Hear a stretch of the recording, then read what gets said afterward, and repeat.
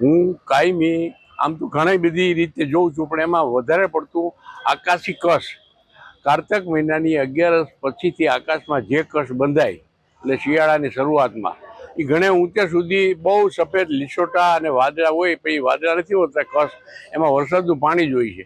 અને કશ જો નોંધવામાં આવે તો શાસ્ત્ર પણ એમ કહે છે કે 195 દિવસે જેમ ગાય ભેંસ આ બધાના જે દિવસો હોય છે ત્યારે એને બચ્ચું આવે, એમ 195 દિવસે એ કશ છે એ વરસાદના રૂપમાં નીચે આવે છે.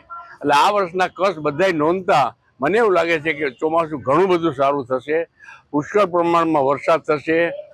જૂનની 25 તારીખ પછીથી એકદમ ચોમાસું સક્રિય થઈ જશે.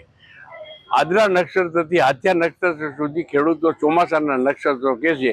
આ બધા નક્ષત્રોની અંદર 1-2 નક્ષત્રમાં થોડીક આવે, બાકી બધા નક્ષત્રોમાં બહુ સારો વરસાદ થશે. આદ્રામાં પણ ઘણો સારો થશે.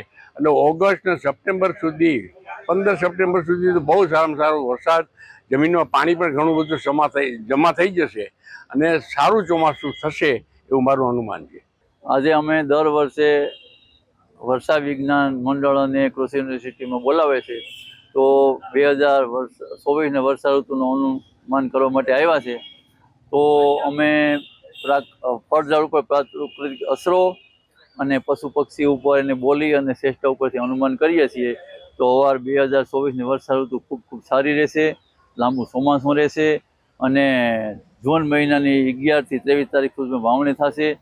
તે પછી જુલાઈ બેસતા ખૂબ વરસાદ વરસશે અને આસો મહિનો જતા જતાં પણ ખૂબ મજબૂત સિસ્ટમ આવશે કે જે 5 થી 6 મહિનાને અનુકૂળ. આપણે 5 મહિના છે, બાકી ભારતના રાજ્યોમાં 6 મહિને વર્ષા ઋતુ હાલી શકે એવું અનુમાન છે. વરસાદની આગે 3 પદ્ધતિ જોવામાં આવે છે: ખગો વિદ્યા, ભટલી વાક્ય અને જ્યોતિષશાસ્ત્ર. હું એક ખગો વિદ્યાના આકાશમાં તારામંડળ વરસાદની આગાહી પૂછું. આ વર્ષે ચોમાસું કશ સારા હોય છે, ઉત્તરાયણ પવન, અખાત્રીનો પવન અને ચૈત્ર સુધી પાંચમની ગાયની ધાર્મિક તહેવારો ને વરસાદની આ વર્ષે ચોમાસું સારું છે. 3 તબક્કામાં વાવણી થશે. પહેલી વાવણી 15/6 થી 16 જન અને બીજી વાવણી 22/6 અને ત્રીજી વાવણી 25/6 સમગ્ર સૌરાષ્ટ્રમાં વરસાદ થશે.